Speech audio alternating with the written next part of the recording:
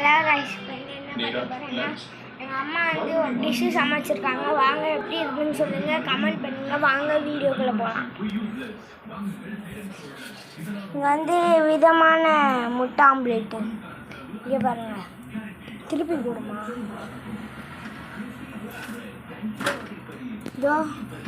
அதுக்கு வந்து என்னென்ன தேவைன்னா 3 முட்டை, 4 வெங்காயம்.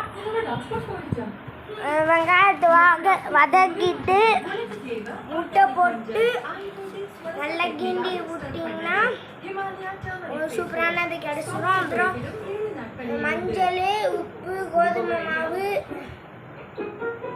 கார மசாலா தூள் 4மே நீங்கள் சேர்த்து ஆட் பண்ணிட்டு எண்ணெயை நல்லா கடையில் போட்டு நல்லா வதக்கி நல்லா பொருள் சேர்த்துட்டிங்கன்னா உங்களுக்கு அந்த டிஷ்ஷு ரெடி.